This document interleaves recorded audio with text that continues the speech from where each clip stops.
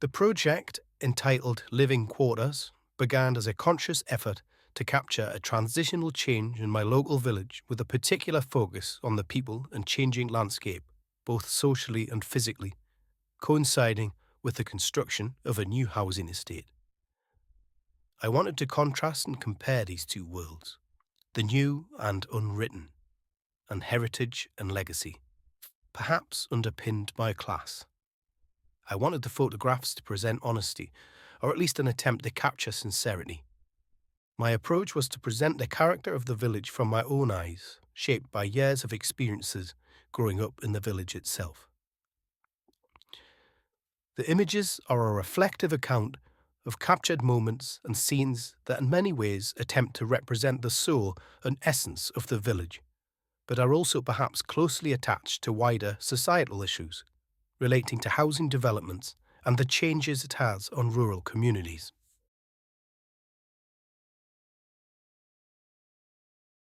A young child looks out of a window onto new horizons, the mother's face partially reflected back in the mirror. Her son's is not visible. His life is not yet a reflection. What lies ahead is unwritten, and what has gone before has been too brief to contemplate. A temporary footpath closure order emerges from the overgrown grass and nettles. A minor inconvenience for some, but for others, a landscape sullied by urbanization. Jeff Smith, one of many local characters, who has since unfortunately passed, enjoys an ice cream in the summer sun whilst putting the world to rights. It's moments and connections like these that I was drawn to and wanted to capture in all its poetic normality, set against the backdrop of a new housing development and the changes it will bring to the character of the small Northumbrian village of Felton. In many ways, these images were captured for posterity, an affectionate reaction to changes that new developments bring and the people and landscape that it affects. The character and identity of the village are also undoubtedly shaped by the land itself. Agricultural, rustic and organic aptly describe the surrounding area. The habitable, established areas of the village are predominantly made up of a mixture of early 20th century coaching inns converted to homes and council houses from the baby boom era of the 40s, wrapped in pebble dash render. Boundaries of land humbly separated by lines of fence rails permitting face-to-face conversations with surrounding neighbours. This is captured in Arthur's greenhouse. Small in scale and central in frame, Arthur can be seen inside his greenhouse, which is very much his sanctuary. Like many of the older generation who worked as farm hands on the surrounding fields, that inherent desire for horticulture continues as a way of life in their retirement. Arthur himself recalls ploughing farms using horse-drawn ploughs. A glimpse of the new builds reveals the new houses under construction. The clinical and pristine condition of these early developments serves as a reminder of what is to come, like a newly designed tech product being prepared before launch, with the packaging concealing most of its appearance. These new constructions are yet to be the centre of family life, a place of retreat, safety and relaxation, freedom and independence, a place of privacy and permanence. Construction of Home shows a portrait of a woman in the midday winter sun with an old ruined building positioned in the background, creating a conflict or connection between the person and the structure. How do our constructed mental representation of the world attach us to home? Churchbank Treehouse also depicts a structure in that of a treehouse, a young person's den or hideout. When that place is central to the person concerned, is that the place we can call home? Is home a place, a space, feeling, practice, and/or an active state of being in the world? Walking in the Fog is a portrait of Hannah, who runs a local dog-walking business. The deep blue colour of her waterproof jacket contrasts from the atmospheric perspective of the hazy fog that conceals the houses known locally as the Oval, a cul-de-sac of council homes, many of which have been occupied by families who could be considered the established locals of the village. The faded appearance of the homes present a metaphorical representation of the disappearing or fading aspiration of future generations' ability to own their own home. There is perhaps an increased disheartenment felt for those who want to remain in the communities they grew up in. For this to be an option for many people, Britain will need more homes, not just in urban areas and towns, but in many rural and semi-rural areas. Affordable housing in rural areas is expected to be more difficult to fund and implement than urban projects, as only 10% of the AHP, Affordable Homes Programme, funding is allocated to rural settlements with less than 3,000 inhabitants.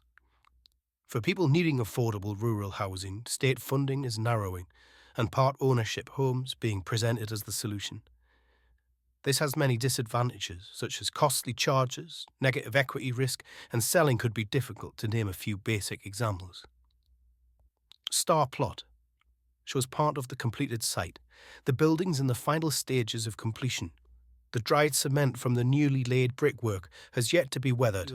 The manicured lawns bring a sense of clinical order to what was once organic and natural farmland. The new builds represent inevitable change. They give us an insight into how we may live in the future and the world we leave behind. These new homes are equipped with gigabit-ready physical infrastructure, which aligns the dependence of internet connectivity with heating, electricity, and clean running water. The new connectivity requirements for the construction of new homes in the UK will potentially bring new housing developments in rural communities up to date with urban, gigabit-ready infrastructure. This will no doubt accommodate those moving to rural areas, especially those whose employment depends on reliable connectivity. How will this affect rural communities? Will our online experiences supersede our physical realities? Will this lead us to live more solitary lives in the future? Jakey's Garage, Tab in the Mouth, captures another prominent character of the village, Jake, who quite often spends time at the village council garages. He rents one for himself, where can be seen late into the night carving walking sticks from found branches. Unlike the pristine and sterile facade of the new builds, the local council garages bear the scars of generations of use. Jake nostalgically recalls times where you could have a bit crack with someone, but nowadays folk just wax straight past you. Passing conversation with people was part of growing up in the village. These conversations quite often went well beyond small talk, and he didn't always have to be on foot to come across these face-to-face interactions. Conversations would be through car windows, sometimes with a queue of cars being held up behind, but nothing got in the way of village crack, especially if there was something new to find out. Bertie's Mona and Shanks's stare candidly capture these moments. These type of experiences of village life are what contribute to my sense of home beyond the physical structure itself. There are, of course, many ways of experiencing rural life, and this project made me think of what particularly distinguishes a rural upbringing. How did growing up in a rural village shape my identity, values, and perspective? My own personal experiences and realities were that of growing up in close association with not only people, but natural spaces, woodland areas, and open fields. A sense of freedom that was hard to fully appreciate at such a young age, as I knew no different.